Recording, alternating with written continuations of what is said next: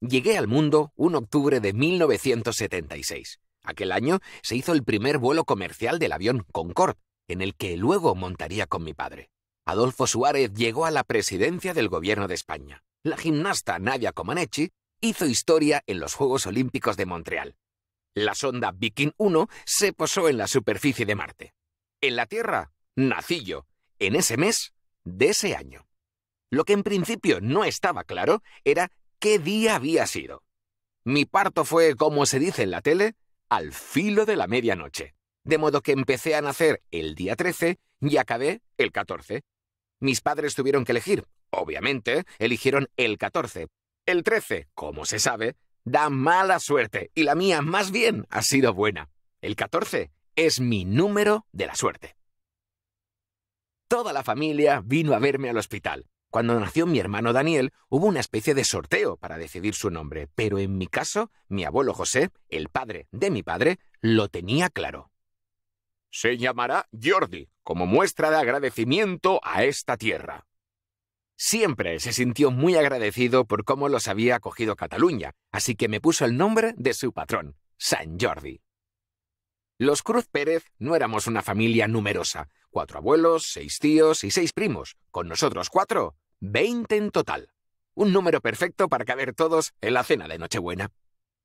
Aunque casi todos vivían en Barcelona, su lugar de origen no era este. Mi abuelo y mi abuela paternos, José y Victoria, eran de Melilla, pero de mundos distintos. Muchas veces me contaron la misma historia. Él solo podía verla cuando salía del colegio y volvía a casa. Durante ese trayecto, un muro medio de ruido dejaba el hueco necesario para que pudieran encontrarse sin que nadie sospechara nada. Eran solo unos minutos al día, pero fueron suficientes para que se enamorara de mi abuela Victoria. Sin embargo, la familia de esta, propietaria de un negocio de ultramarinos, quería casarla con alguien con futuro, con una buena profesión, un hombre de provecho. Mi abuelo era muy espabilado, tenía nociones de fontanero y electricista, pero aquello no daba demasiado dinero ni estatus. Eso se encontraba en el ejército. Así que acabó entrando en sus filas. El padre de mi abuela empezó a verlo con otros ojos y al final accedió y le dio permiso para que se casase con su hija. Al poco tuvieron un hijo al que bautizaron como Antonio. Por desgracia, falleció a los 2 años. Luego llegó mi tía Marucci y, por último, mi padre, al que pusieron el nombre de su hermano fallecido. Recuerdo cuando íbamos al cementerio para Todos los Santos y pasábamos por el nicho donde lo habían enterrado. En memoria de Antonio Cruz Navarro.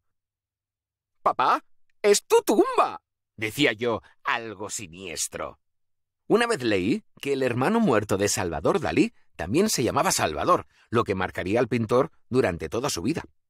Mi padre, su hermana y mis abuelos hicieron las maletas varias veces. De Melilla se mudaron a Vic, la capital de la comarca d'Osona, en la provincia de Barcelona. Unos familiares vivían ahí y contaban maravillas. No estuvieron mucho tiempo. Mi abuelo, que ya empezaba a pensar en la educación de sus hijos y en las ventajas de las grandes ciudades, tenía un plan: irse a vivir a Barcelona. Se fijó en un barrio de nueva construcción llamado La Trinidad, en el distrito de Nou Barris. Grandes bloques en el extrarradio donde se alojaba el aluvión de la migración del campo a la ciudad. En Barcelona, como en Madrid, se asentaba gente en busca de una vida mejor, procedente de Galicia, Andalucía, Extremadura, Castilla, y las ciudades iban creciendo. Era el éxodo rural, que dejaba a sus espaldas la España vaciada. Allí se compraron un pequeño piso y por fin echaron raíces. Mis abuelos maternos, Benigno y María, nacieron en Villanueva del Fresno, Extremadura. Se casaron jóvenes y se mudaron a una casa de 2 plantas delante de una farmacia. En la parte de arriba tenían la vivienda y debajo el taller. Mi abuelo era ebanista, lo que conecta con mi afición por crear cosas con las manos, y tenía muy buena reputación por sus trabajos con la madera. También fue músico, tocaba en la banda del pueblo. Mi abuela María cuidaba de la casa y de sus 2 hijos, Maruja y Nino, de Benigno, como su padre.